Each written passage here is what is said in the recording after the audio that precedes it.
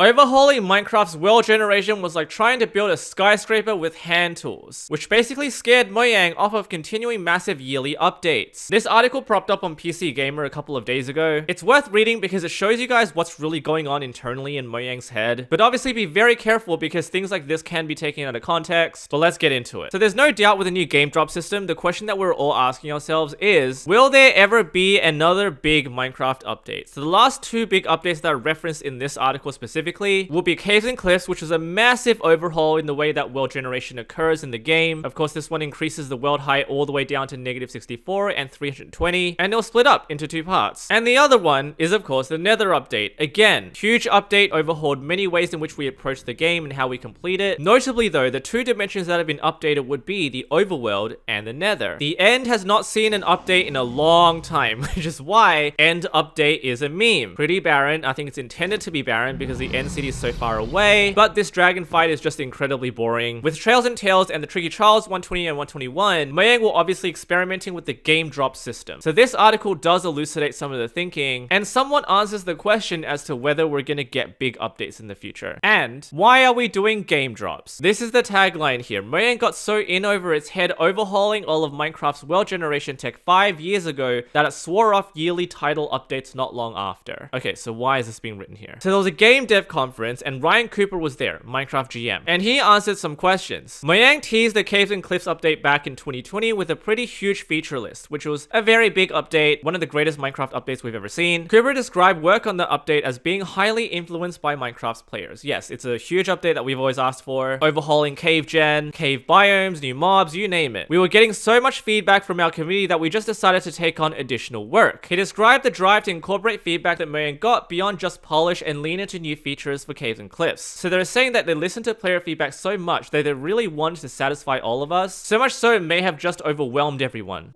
Concept art is not a commitment, and this time around Birch Forest improvement is not something that we have continued working with. Okay, so granted this was over a long period of time, let's see what all the features were.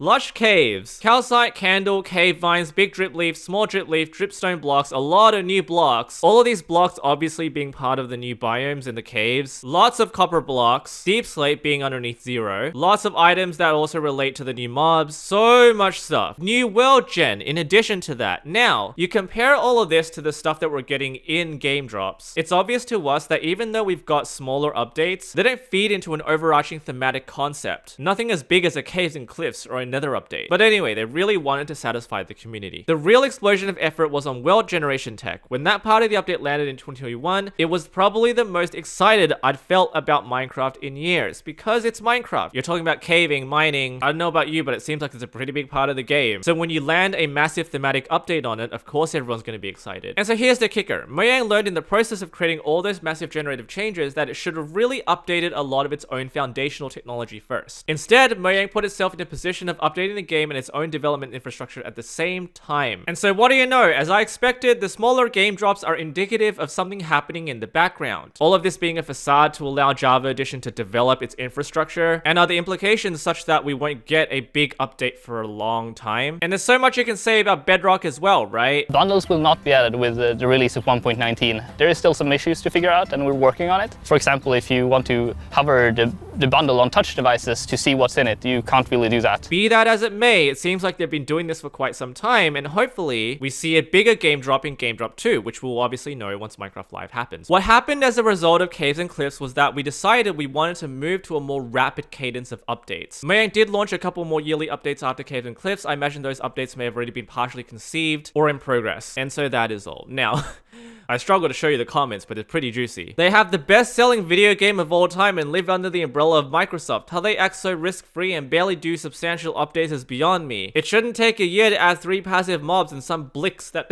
Look, I've been talking about Java Edition all this time. A lot of this is also Bedrock Edition. I think Bedrock Edition has far more issues, and that's why it's slowing everything down. Does this article promise anything? No. Does it tell us that we're not going to get any big updates in the future? No. I think we should expect a lot of the game drop system to continue, and I think personally the attempt to do more patchwork to the game, especially with the issues that Bedrock faces, introducing big updates like the Caves and frozen cliffs, a dimension update, anything that substantially transforms the game that may just reveal more shortcomings in the game infrastructure, or bring even more unnecessary issues to light that Mojang might just be wanting to avoid. To me, reading that article just cements my speculation that there won't be any big updates in the near future, because the priority right now is code cleanup, but that's really just hitting the tip of the iceberg. There's probably so much happening in the background that we are not aware of, and this article is just a little bit of that.